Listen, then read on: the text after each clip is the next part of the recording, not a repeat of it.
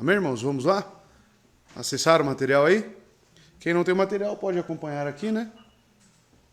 E iremos assim, lendo aqui e entendendo, conforme a história batista, né? Estamos entendendo aqui, estudando as nossas origens, da onde surgiu as primeiras igrejas batistas, né, particulares. Vou fazer mais uma oração, né, para que Deus nos conduza aqui e venha nos ensinar. Oremos. Pai eterno, eu lhe peço que, neste início aqui, Deus, do dia do Senhor, ao termos contato com a história, a qual o Senhor a escreveu, a qual o Senhor a decretou, que venhamos a entendê-la. Pois assim, olhando, Deus, para os primórdios das igrejas batistas, venhamos a ter uma identidade.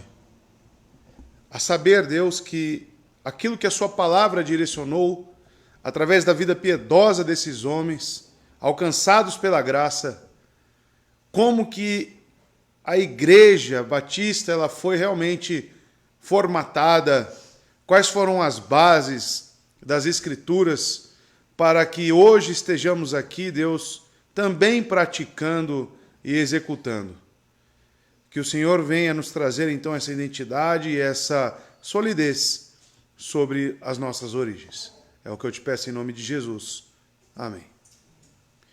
Amados, então, estamos aqui no 49, paramos nesse slide, e algo que nós devemos ter em mente é que a reforma continuou. Por que esse título, né, desse slide? Se os irmãos estiverem lembrados, os ânimos ali estavam tensionados naquela época na Inglaterra, e a reforma que Martinho Lutero iniciou na igreja, ela teve várias vertentes, né? Várias denominações surgiram a partir da reforma protestante em si. Veio o meio anglicano, veio os luteranos, veio até mesmo os presbiterianos e, posteriormente, veio nós, os batistas particulares. Porém, amados, o que motivou o surgimento dos batistas particulares foi justamente, amados, que a reforma ainda precisava se estender, precisava avançar um pouco mais, tanto no seu governo de igreja, quanto na questão da teologia bíblica pactual. Tudo isso precisava de um certo desenvolvimento, de uma pureza. E quem nos auxiliou, nossos pais, nos primeiros batistas, é tido como os puritanos. E eles receberam esse nome justamente por causa de buscar esta pureza para a igreja. Né? Buscar uma igreja cada vez mais amoldada às Escrituras. Então, no finalzinho ali, coloquei em amarelo, ele falando sobre Benjamin Keith, Batista, né, dentre outros, eles acreditavam que haviam levado os princípios da reforma à sua conclusão adequada. Olhando para o sistema congregacional batista, olhando para a forma que esses puritanos enxergavam a igreja à luz das Escrituras, eles concluíram que a reforma chega-se então ao seu ápice, olhando para o sistema batista. Aí você pode dizer, nossa, não é um pouco de presunção isso? Eu acredito que não, senão você não estaria aqui. Né? Acredito que hoje o sistema de igreja mais coeso para que se viva realmente igreja é o sistema batista. Tanto no seu governo de igreja congregacional, ao olharmos para, por exemplo, Atos capítulo 6, ao qual os irmãos leram, há um período curto, né? Vocês viram que existia necessidade ali de ter-se novos líderes, e quem decidiu aquilo foi a própria igreja. A igreja lá de Atos, a igreja da primitiva, ela tinha tudo em comum. Eles eram unânimes em pensamento, e as decisões não eram, né, de uma via só, apenas vindo dos apóstolos. Tanto que eles oram. Eles falam para que os irmãos orem, para levantar entre eles alguém de bom testemunho, cheio do Espírito Santo. Então nós vemos que realmente o sistema mais coeso de igreja, hoje, olhando para as Escrituras, sem modéstia da nossa parte, nem puxando um pouco, né, sendo enviesado, porque somos suspeitos para falar, somos batistas, mas olhe para as Escrituras e veja. Então ele ainda diz, perdão, a recuperação do Evangelho e de todas as verdades relacionadas foi concluída quando a igreja foi ordenada de acordo com um padrão bíblico. Nesse sentido, eles foram autoconscientemente mais reformados do que as igrejas reformadas pedobatistas. E aqui envolve todas as que eu citei, anglicanas, luteranas, presbiterianas, né, todos os sistemas pedobatistas. Aí entramos no próximo slide. Deixa eu ver se passa agora. Não. A segunda confissão de fé batista de Londres em seu contexto histórico-teológico. Então aqui começaremos agora a ter um contato com o surgimento da confissão de fé. E diz o seguinte: a segunda confissão de fé batista de Londres, de 1677 e 89, e sua predecessora de 1644 e 46, são talvez as confissões batistas mais influentes que existam. Tá? Então temos duas. Temos uma primeira edição de 1644 e temos, posteriormente, a de 1677/89. Por que essa barra aqui, né? De 44 a 46 e de 77 a 89. Justamente, amados, porque elas foram sendo, né, formatadas, discutidas, até chegar ao seu produto final. A que nós utilizamos aqui em nossa igreja é a de 1689. Então, de muitas maneiras, a confissão mais recente, ela eclipsa a mais antiga em importância. Pois em 1689, a primeira confissão de Londres havia se tornado escassa, a tal ponto que um dos principais subscritores da segunda confissão afirmou que não tinha visto o documento anterior. Foi o último documento que rapidamente se tornou o padrão da ortodoxia batista calvinista na Inglaterra. Também na América do Norte e hoje em muitas partes do mundo.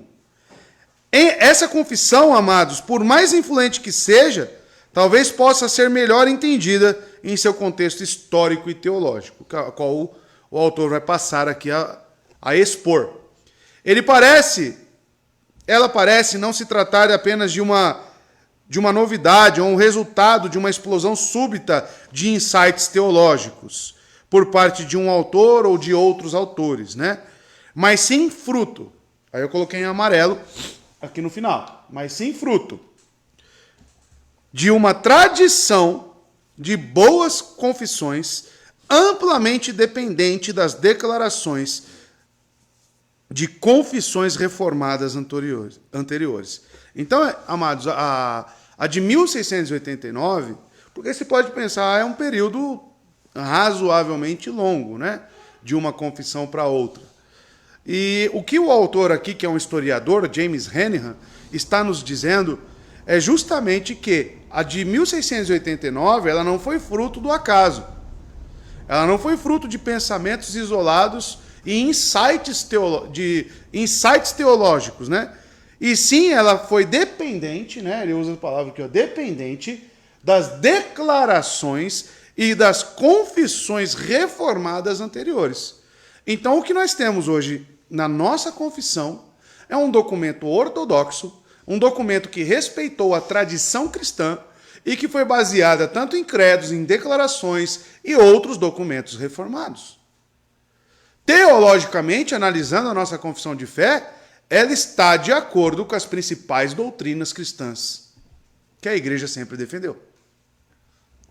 Então, a primeira confissão de Londres, publicada antes dos padrões de Westminster, se baseou fortemente na verdadeira confissão de 1596 e nos escritos de William Ames. Tá? Então, a primeira confissão de fé, de 1644, que você pode pesquisar na internet e achá-la, ela foi feita antes mesmo, né, dos padrões de Westminster.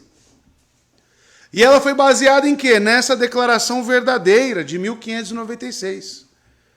Uma declaração predominantemente calvinista, né, e que trouxe ali também todo o arcabouço teológico que nós temos.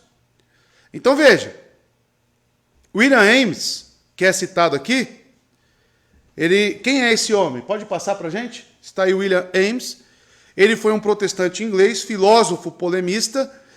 Ele passou muito tempo na Holanda e é conhecido por seu envolvimento na polêmica entre os calvinistas e os arminianos. Ele foi nascido em 1576, Ipswich, Reino Unido, e o seu falecimento foi de 14 de novembro de 1633, Roterdão, dos Países Baixos. E ele tem formação na Universidade de Franeker e Christ College, né, um colégio cristão. Este homem aqui, então, ele foi polemista por quê? Porque justamente ele entrou nas discussões sobre arminianismo e calvinismo. Tá? E o que ele diz? Né, em suas notas, mais para frente veremos, ele trouxe nos prefácios da confissão a argumentação sobre todo esse arcabouço teológico. Tá? Então, seguindo mais adiante, no próximo slide, a metodologia de Westminster. Então, vamos analisar um pouco a nossa avó das confissões. Uma rápida olhada demonstrará que a segunda confissão segue a mesma metodologia, tá? E se baseia grandemente no mais puritano dos documentos. A Confissão de Fé de Westminster, de 1647. Um exame mais detalhado revelará que ela está ainda mais intimamente relacionada à revisão da Confissão de Westminster, feita por John Owen e outros em 1658, que ficou popularmente conhecida como a Declaração de Savoy e Plataforma de Governo da Igreja. Tá? Então, os irmãos lembram que houve alguns dissidentes, né, na reunião de Westminster, aqueles que não concordaram com o sistema de governo da Igreja. E esses, então, passaram a escrever outras declarações, principalmente alterando alguns pontos. Mas o que o autor está querendo dizer aqui? Que a nossa confissão de fé, ela foi escrita, ela foi formatada dentro da mesma metodologia. Qual que é a metodologia para a confissão de Westminster?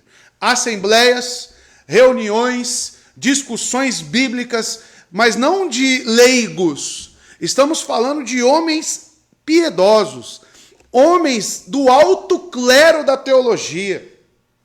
Homens que se dedicavam e empregavam a sua vida ao conhecimento teológico. Reuniões essas que duravam anos. Várias assembleias, vários pontos discutidos e buscando fontes escriturísticas para embasar os argumentos, embasar as doutrinas. Então, amados, não só as escrituras, mas eles olhavam para a história. Então, seria um erro para nós falar de reforma protestante apenas a partir de 1500. É um erro para nós, porque existem os pré-reformadores. Existem aqueles que consultam esses documentos históricos antes mesmo de Martinho Lutero aparecer no cenário. Essas reuniões, amados, tanto para a nossa confissão quanto para a de Westminster, a metodologia colocada pelo autor, ela é uma metodologia, amados, de discussão embasada. Então não pense que alguém chegou, vou escrever a Confissão de Fé Batista de 1689. Não foi assim. Foram vários anos e várias pessoas envolvidas nisso. Estamos falando aqui, ele cita John Owen. John Owen é um homem, amados, tido por qualquer teólogo hoje em dia, sério, como um dos homens mais piedosos que podemos ter entre os puritanos. John Owen, entre outros. Então, continuando, em quase todos os casos, os editores da Confissão Batista seguiram as revisões dos editores da Declaração de Savoy, quando discordavam dos documentos de Westminster. Além disso, os batistas faziam um uso ocasional da fraseologia da primeira Confissão de Londres. Quando todo esse material é analisado, verifica-se que há muito pouco do novo e original na Confissão de 1677 e a 89. Essa forte dependência de fontes anteriores fazia parte do objetivo da confissão né, da composição da nossa confissão. Tá? Então, aqui ele está dando uma ênfase para que eu e você entendamos, em um cunho histórico, que outros documentos confessionais reformados foram utilizados para a nossa confissão. Então, se perguntarem para você, por que a Igreja Batista Reformada? Cri-cri? Reformados, hein? Por que a Igreja Batista Reformada, irmãos? Hã? Segue os princípios da reforma, mas guiados pelo quê? Como é que... Isso não é muito aberto? Eu sigo os princípios da reforma. Tá, então me prove. Prova que você é reformado. Como? Tem um vínculo com as demais igrejas fazendo parte desse movimento, no caso a presbiteriana e outras. Usamos documentos confessionais. Tá? Uma igreja reformada, ela predominantemente vai ser caracterizada como reformada porque ela utiliza documentos confessionais. E, claro, oriundos da reforma.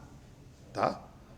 Então, isso é o ponto principal. Nós temos três documentos que chamamos que a unidade de fé batista estão nesses 3 documentos. Quais são, irmãos? Confissão. Qual confissão? Tem a de 1644, tem a de Westminster. Qual confissão? A gente usa Savoy? Quais são os 3 documentos, irmãos? De 89. E o outro? Batista, tá? De Benjamin Kitt, que vem geralmente incluso aí na confissão de vocês. Esses 3 documentos são documentos confessionais reformados, tá? Ali está explicado toda a nossa fé e toda a nossa crença. Então existe uma placa ali, e o irmão, eu vi que os irmãos ficaram, por que eu sou reformado? Né? Parece que estava num balão. Né? Às vezes você está de paraquedas aqui ainda. Né? Não sabe por que está aqui. Você tem que entender. Você tem que consultar esses escritos. Todo esse estudo histórico aqui é baseado justamente, veja, no quê? Ele está explicando de onde que veio a nossa confissão. Tem uma carta que é citada aí no livro, Carta ao Leitor Judicioso e Imparcial. Nesta carta, amados, anexada à primeira edição da confissão, os editores declaram o seguinte, abre aspas, e porque nosso método e a maneira de expressar nossos sentimentos nesta confissão, a nossa, é diferente da antiga. Então ele está comparando a 1644 com a edição de 1689.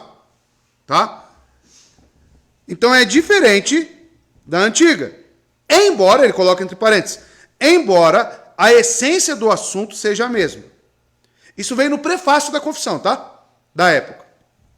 Este argumento aqui dessa carta aos leitores judiciosos e imparciais. Então diremos francamente a razão e a ocasião disso. A realização dessa obra foi não apenas para prestar contas aos cristãos que diferem de nós acerca do assunto do batismo, mas também, fecha parênteses, para o benefício que ela possa surgir para quaisquer que tenham consideração por nosso labor, para a sua instrução e estabelecimento nas grandes verdades do Evangelho. Pois temos o claro entendimento e estamos firmes na fé de que nossa caminhada com entendimento e estamos na caminhada com Deus, agradável e frutífera perante Ele, de todas as maneiras é o que mais nos preocupa. Portanto, concluímos ser necessário nos expressarmos mais completa e distintamente, e também utilizarmos um método que seja mais compreensível naquilo que elaboramos para explicar a nossa fé. Então, amados, o primeiro ponto, eles estão dizendo aqui, neste prefácio, esses escritores, que a confissão ela foi tida justamente para explicar o Evangelho. Nossa, pastor, 32 capítulos que falam de doutrinas aqui do Evangelho? Amados, não pense que o Evangelho é algo desassociado de doutrina. Se você pegar Evangelho e você começar a distingui-lo através de doutrinas, quantas doutrinas vão fluir da mensagem do Evangelho? Soteriologia, eleição, Espírito Santo, doutrina do Espírito Santo. Quantas doutrinas vão fluir do Evangelho? Tá? Todas essas são explicadas na confissão de fé. Quanto a isso, continua no próximo slide. Quanto a isso, não tendo encontrado nenhum defeito naquilo que for estabelecido pela Assembleia de Westminster e posteriormente por aqueles de convicção congregacional na Declaração de Savoy, prontamente concordamos que seria melhor reter a mesma ordem de apresentação dos artigos de fé na presente confissão. Além disso, observamos que os congregacionais, abre parênteses, por razões que parecem importantes tanto para si como para outros, fecha parênteses, escolheram não somente expressar seus pensamentos usando palavras similares àquelas de Westminster. O que ele está embasando aqui? Que a Declaração de Savoy também contém toda a argumentação teológica de Westminster. No que diz respeito a todos os artigos em que concordam, mas também fazê-lo em sua maior parte sem qualquer variação dos termos. De igual forma, concluímos ser melhor seguir o exemplo deles. Por isso que a Declaração de Savoy para nós é a nossa mãe, porque a metodologia utilizada foi seguindo-se a mesma. Seguindo. De igual forma, concluímos ser melhor seguir o exemplo deles e fazer uso das mesmas palavras nesses artigos, que são muitos, nos quais nossa fé e doutrina é a mesma que a deles. Olha o que é afirmado aqui pelos nossos pais batistas, no prefácio da confissão da época.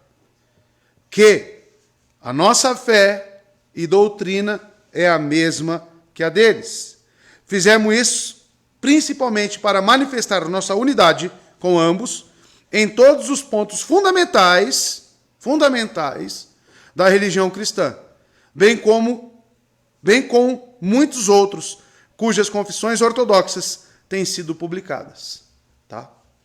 Em nome dos protestantes, em diversas nações e cidades, e também a fim de convencer a muitos do fato de que não temos intenção de obstruir a religião com novas palavras, mas prontamente concordar com sãs palavras, sã doutrina, que com o consentimento das Sagradas Escrituras foram usadas, tá? Foram usadas por outros antes de nós.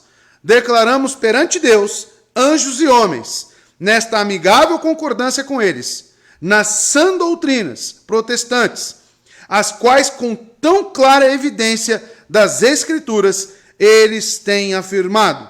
É verdade que algumas coisas foram adicionadas em certos lugares, alguns termos omitidos e algumas poucas modificações foram feitas, mas essas alterações são de natureza tal que por causa delas não é preciso haver dúvida e nem qualquer acusação ou suspeita de heresia por parte de quaisquer dos nossos irmãos. Tá? Para que você tire a prova, está lá na nossa plataforma lá do Google Class, nas primeiras provas, né, da história dos batistas, eu anexei lá uma comparação tabular entre as confissões. O que é uma comparação tabular? Você vai ter numa coluna a confissão de Westminster, você vai ter na coluna do meio a confissão de Savoy, a declaração de Savoy, e você vai ter na coluna da direita, né, a terceira coluna, a nossa confissão. Capítulo por capítulo, parágrafo por parágrafo, texto com texto, você consegue analisar qual que é a diferença, quais são as palavras que foram alteradas. Já leram o documento? Ju leu? Quem mais leu? Felipe leu? 2, né? De 19:2. Estudar, irmãos. Tá? Está lá. Tá? Então você precisa olhar os textos, você precisa ver. Deixa eu ver se a confissão de fé batista ela está destonando muito das outras confissões. Aí você compara. Aí você vê as palavras utilizadas. Está tudo disponível lá. Tá? Se você acessar aí, está lá disponível. Tá? Então, seguindo. Concordâncias com os documentos confessionais. Os batistas, então, estavam preocupados em demonstrar que todas suas convicções doutrinárias eram, desde o começo, ortodoxas e, na maioria das vezes, idênticas às convicções puritanas ao redor deles. Qual que é a preocupação dos batistas? Eles estão falando, nós não somos o patinho feio. Nós não somos, dentre as igrejas da Inglaterra, aqueles que inovaram tudo. Os novos hereges, como todos estão nos chamando aí, de anabatistas, né? Ou de arminianos. A preocupação na Inglaterra, aonde surgiu as igrejas batistas, era justamente de falar, não, nós temos um documento que é predominantemente igual aos dos nossos irmãos aqui puritanos. Está aqui, leiam. E começaram a publicar. Seguindo. Em suas duas maiores confissões, os batistas propositalmente usaram documentos existentes para demonstrar sua concordância com muitos dos pensamentos teológicos, né, teológico atual. E na citação acima, a que lia, né, que veio no prefácio da confissão, na época, na citação, eles argumentaram que, embora as doutrinas expressas em ambas as confissões batistas sejam idênticas, eles escolheram se basear nos documentos mais atuais e amplamente disponíveis de Westminster e Savoy. Ao fazer isso, eles estavam declarando vigorosamente o seu desejo de serem colocados no âmbito do cristianismo confessional e reformado inglês. Essa metodologia nos fornece algumas dicas para entender a confissão e o ensino dela. Quando há concordância com esses outros documentos, ela pode ser lida como um endosso das opiniões adotadas pelos presbiterianos e os independentes, que são os congregacionais, que subscreveram esses documentos e das obras teológicas que eles publicaram em defesa das declarações confessionais. Então, olhar para a confissão de fé batista, de certa forma, distinguindo em alguns pontos, ela serve o quê? Para ratificar. O que é um endosso? Está ratificando, está concordando com as outras confissões predecessoras. Então, amados, isso nos traz uma certa tranquilidade.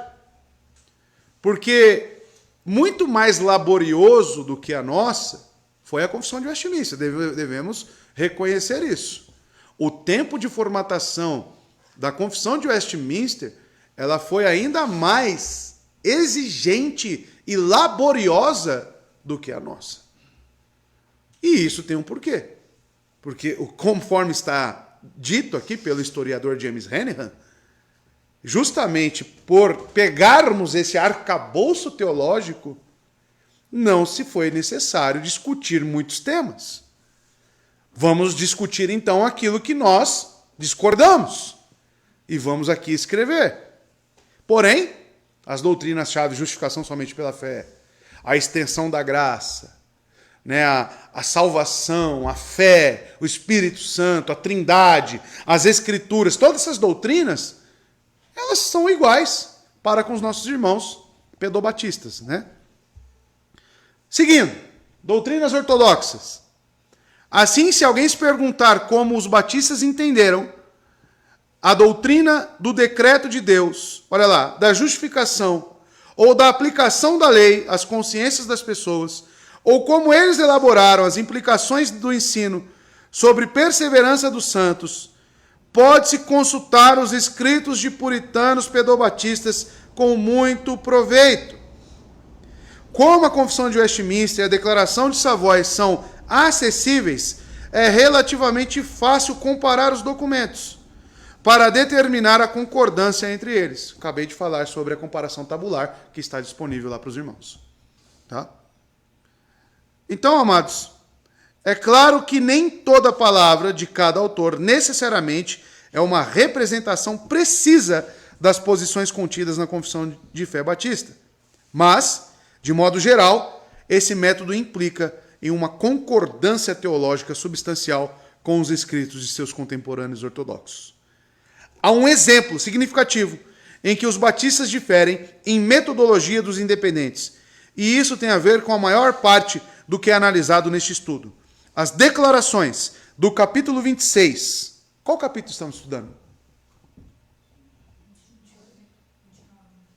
29?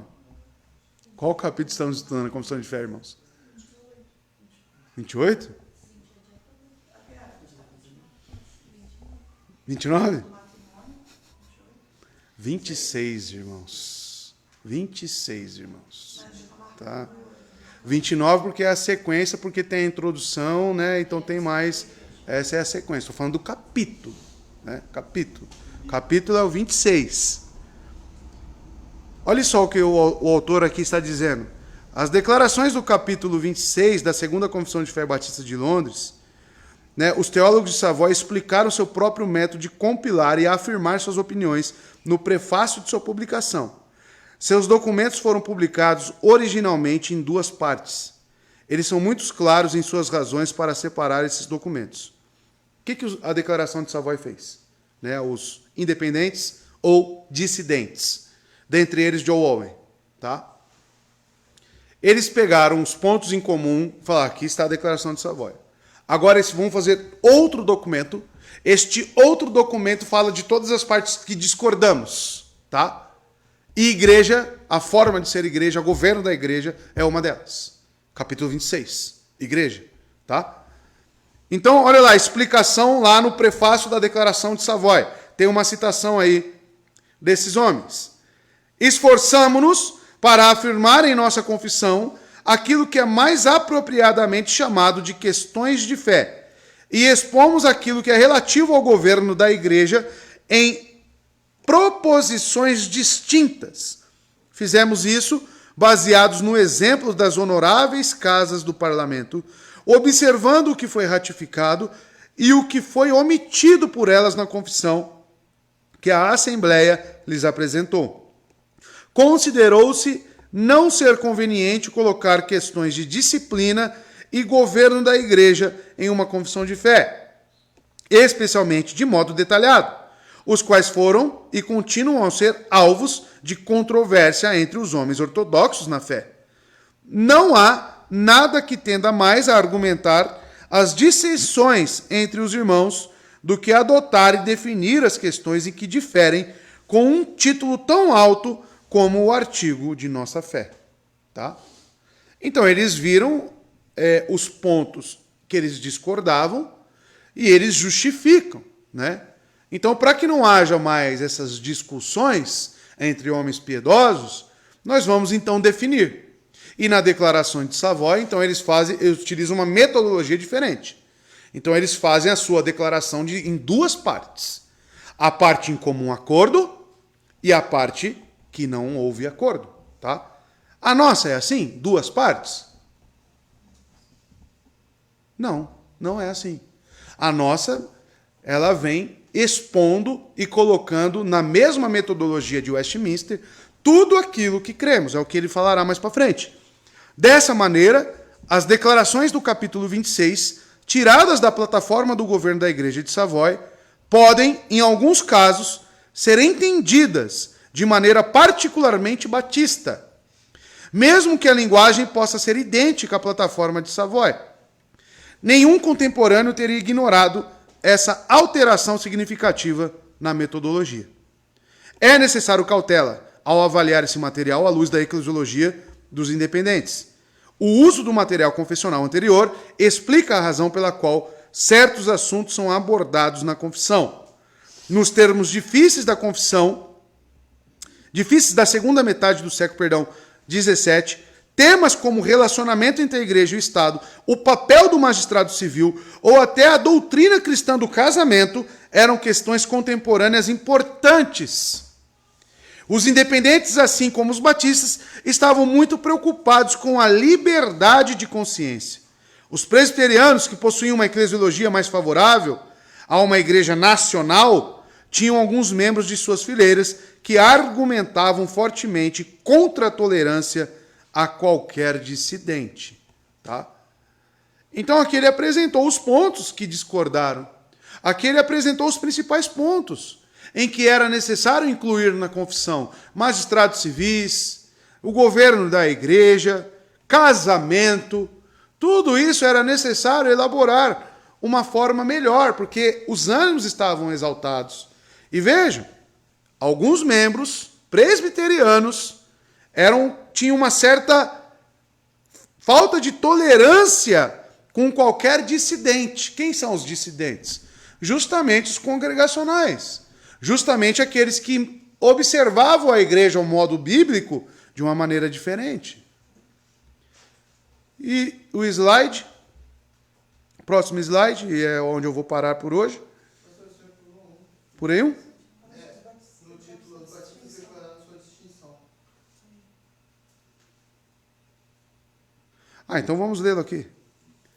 A metodologia dos independentes é clara. Ainda falando de metodologia. As doutrinas que possuíam em comum com os presbiterianos, expressas na Confissão de Westminster, devem ser consideradas como questão de fé, e então serem incluídas na confissão. Mas as questões relacionadas ao governo eclesiástico, uma vez que são discutíveis até certo ponto, foram colocadas em um documento separado. Isso aqui está explicando o quê?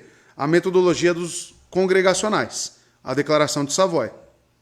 E ele continua. Colocados em um documento separado para que ninguém se ofendesse ao pensar que os independentes colocavam aquelas coisas no mesmo nível que os assuntos contidos na própria declaração. Os batistas não seguiram esse método quando publicaram a Confissão de 1677 até 89. No capítulo 26, eles usaram um método editorial diferente do que aquele adotado no resto da confissão. Os redatores pegaram parte do material confessado pelos teólogos de Savoy na plataforma de governo da igreja e incorporaram ao seu capítulo sobre a igreja. E, ao fazê-lo, elevaram essa questão ao nível de artigos de fé. Qual que é a grande diferença entre você ter dois documentos separados e um compilado seguindo capítulo a capítulo, parágrafo a parágrafo? Quando você pegava um documento dessa espécie, editado dessa forma na Inglaterra, naquela época, você tinha que a forma como eles expressavam a igreja, como eles entendiam a igreja, estava em pé de igualdade com todas as outras doutrinas. Tá? Os independentes, os congregacionais, eles tiveram essa preocupação. Não, nós divergimos aqui nesse ponto, mas nós não vamos chegar a essa audácia, né, de colocar todas as nossas doutrinas, como cremos, em pé de igualdade com as outras. Os batistas, eles foram adiante. Os batistas colocaram, uniram esses relatos, né, as discussões dos independentes, na forma de ser igreja, principalmente no capítulo 26, incluíram tudo numa forma sequencial e sim, para eles, de pé de igualdade com todas as outras doutrinas. Afirmando assim que a eclesiologia congregacional batista, ela é bíblica. Tá? Então era uma forma de você trazer convicção naquilo que você crê. E no capítulo 26, amados, temos 15 parágrafos. É o maior capítulo da confissão. O capítulo sobre a igreja. E está explicado aqui o porquê. Tá? Porque é um ponto que divergimos e muito dos pedobatistas. O governo da igreja, quem faz parte da igreja, né? Eles falam que os filhos fazem parte da igreja. Veremos isso hoje. Tá? No segundo parágrafo. E nós divergimos. E colocamos as nossas razões bíblicas para isso. E encerrando ali, amados, eles usaram um método, então, editorial diferente, e ao fazê-lo, elevaram essa questão ao nível de artigos de fé. Essa questão ao nível de artigos de fé. Por essa atitude, eles conscientemente investiram as declarações do capítulo 26 como uma autoridade maior do que os independentes fizeram, os congregacionais, que dividiram, fizeram duas. visto que preferiram colocar esse material em um documento distinto, né? Os congregacionais preferiram fazer dessa forma. Aí o outro eu já li, né? Então ele fala sobre a maneira, as declarações do capítulo 26 tiradas da plataforma do governo da Igreja de Savoy podem, em muitos casos, ser entendidas de maneira particularmente batista, mesmo que a linhagem possa ser idêntica à plataforma de Savoy. Porque ela pode ser... É como se ganhássemos os direitos autorais, né, dessa publicação sobre a igreja. Por quê? Porque eles fizeram de maneira distinta, os independentes. Nós elevamos isso aos artigos de fé, inserindo em um capítulo propriamente dito da nossa confissão. E é necessário, amados, cautela ao avaliar esse material à luz da eclesiologia dos independentes. O uso do material confessional anterior explica a razão pela qual certos assuntos são abordados na confissão. Nos tempos difíceis da segunda metade do século XVII, temas como o relacionamento da igreja, a qual eu já li os irmãos, o papel do magistrado civil e até mesmo a doutrina cristã do casamento eram questões contemporâneas importantes. Então isso aqui motiva, né, e traz para nós o porquê que eles inseriram como artigo de fé na confissão. Os independentes, assim como os batistas, estavam muito preocupados com a liberdade de consciência. Os presbiterianos, que possuem essa eclesiologia mais favorável a uma igreja nacional, por quê, irmãos? Que esse governo, essa forma de igreja dos presbiterianos é favorável a uma igreja nacional. A forma de modelo deles é um sistema, né, que tem sim uma certa hierarquia entre eles. É exatamente como o modelo anglicano ou até mesmo o papado, né? Então, nós não concordamos à luz da Bíblia com isso. Os congregacionais vieram justamente deste ponto, né? O modelo de igreja. E o último slide, após a restauração de 1660 e a aplicação do Código de Clarendon. Lembra qual que é o Código de Clarendon? Quem lembra? Estudou história. Foi uma certa anistia, né? Foi uma certa liberdade que tiveram. Os não conformistas ficaram sujeitos, né? Perdão, é justamente o inverso, né? Não cancelaram aquela anistia, aquela certa liberdade que foi dada a esses não conformistas. Então, a partir do Código de Clarendon, os não conformistas ficaram sujeitos a penalidades graves. E também devemos lembrar que os protestantes da Inglaterra temeram um retorno ao catolicismo romano durante a maior parte do século. Tanto Carlos I como Carlos II, ou Charles, né, se casaram com católicas romanas. E Tiago II, James, né, era um romanista professo. As antigas doutrinas da Reforma precisavam ser afirmadas diante desse desvio real de suas possíveis implicações para a igreja e a sociedade. A partir dessa mistura surgiu a necessidade de elaborar essas questões contemporâneas em uma confissão, e isso explica a presença dos tópicos relativos a isso incluídos nela.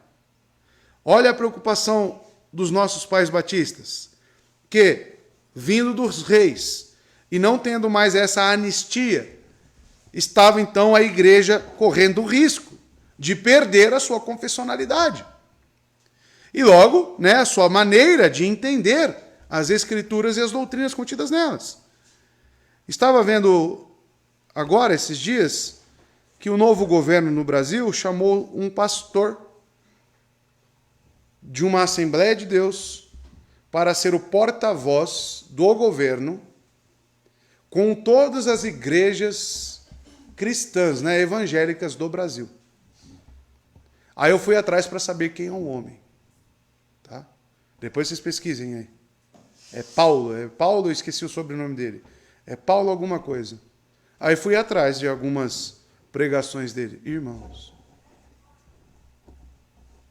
esse é o porta-voz das igrejas evangélicas no Brasil.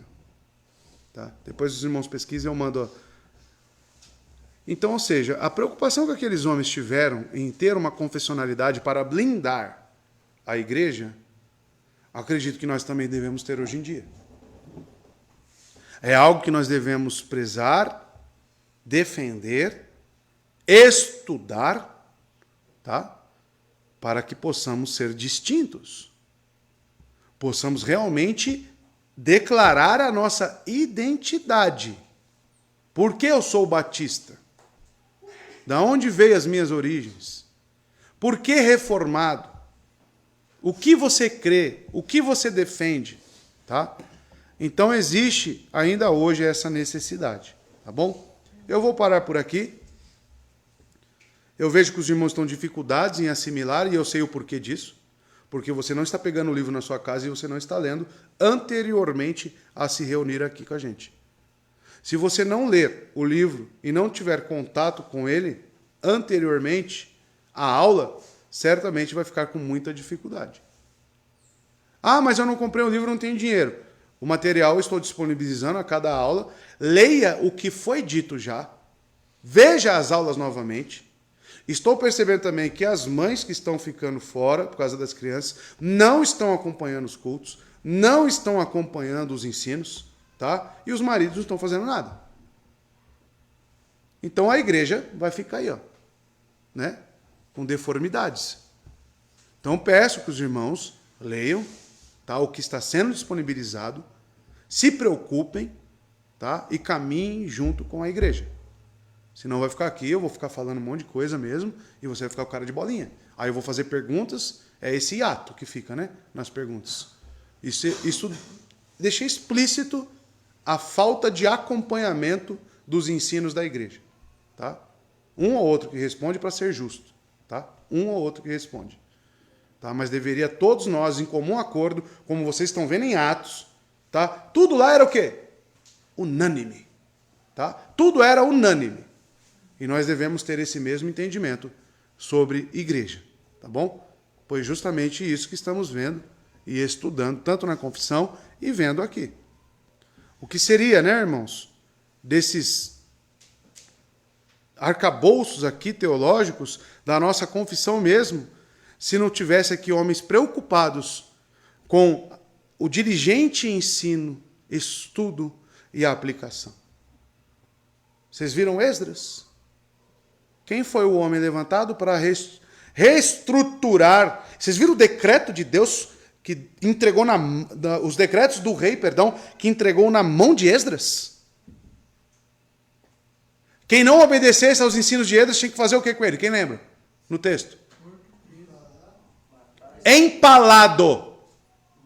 Empalado. Sabe o que é uma pessoa empalada? Pois bem, pegava uma grande haste de madeira, tá? E de trás para frente no ser humano, colocava nele e deixava ele exposto, cravado. Para todo mundo ver lá o rebelde. E quem Esdras era? Está lá escrito. Um homem diligente no estudo.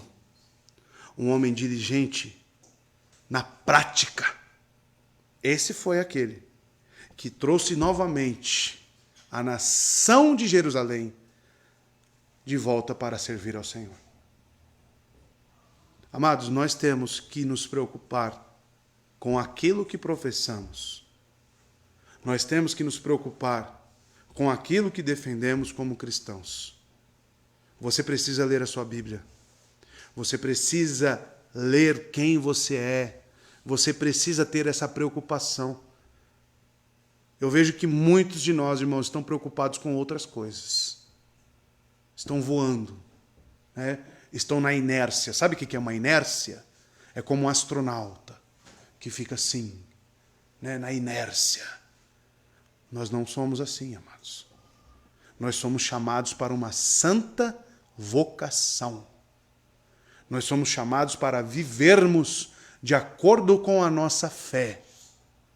E a nossa fé está expressa em um livro chamado Bíblia. Precisamos estudar. Precisamos ser como Esdras. E Estevão? O que dizer de Estevão? O sermão daquele homem. Ele faz um panorama do Antigo Testamento e vai destrinchando e falando e dando detalhes do Êxodo que não tem nos outros livros. E tudo, você acha que tinha esboço? Você acha que tinha um papelzinho do lado? Ele foi pego numa armadilha. Assim como Cristo. E quando colocado lá para defender a sua fé, ele titubeou? Quando perguntaram para ele o que ele estava pregando, ele titubeou? Ele falou. E ainda chamou aqueles homens ao arrependimento.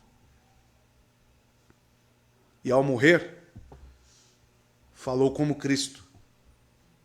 Perdoe-os, Deus. Não impute sobre eles este pecado. Mas, amados, isso vem de pessoas que defenderam sua fé. Tá? E nós também precisamos. Leia com mais atenção a Bíblia. Quantos ensinos tem lá? Aqueles homens lá, eu até postei, né? Porque eu achei interessante a semelhança com o de Hebreus, o povo do deserto. Eles queriam ouvir, eles não queriam ouvir mais. Os ouvidos deles estavam incomodados com o sermão de Estevão. Aí, lá em Hebreus, diz o quê? Sobre o povo incrédulo no deserto? Quando Moisés estava recebendo as tábuas, a palavra estava sendo anunciada. Não nos fale mais. Não queremos ouvir. Que não seja eu ou nem você, irmão, essa pessoa que não quer ouvir. Porque ao não buscar e não ter diligência com a palavra de Deus, com os estudos que a igreja está trazendo para a sua vida, será que não é a mesma atitude de tapar os ouvidos? Talvez você esteja ouvindo aqui hoje por força de imposição. Não, domingo eu tenho que ir para a igreja. Mas e na segunda? Na terça? Na quarta? Na quinta? Na sexta? No sábado? Então que venhamos a pensar nisso. Tá? Precisamos estar prontos para quem pedir a razão da nossa fé. Pedro diz isso. Prontos a responder. Tá? Deus abençoe os irmãos. Leiam o material. Tá? Meditem. Vejam o que o autor aqui, o historiador, tá? James Renihan para mim é um historiador. Ele está nos trazendo fontes, bases, que explicam tudo que nós somos. Aí vai chegar a pessoa visitante e falar, por que vocês têm o culto desta forma? Por que aqui não pode ter pastoras? Por que né, as crianças ficam juntos, ali a criança está junto? Por que isso ou aquilo outro? Você tem que saber responder. Tá? Todos nós temos que saber responder. Tá bom? Então que venhamos a ter esse despertar aí, este ano, espero isso, estou orando por isso, que neste ano a igreja desperte para aquilo a qual ela foi chamada. Tá bom? Deus abençoe os irmãos.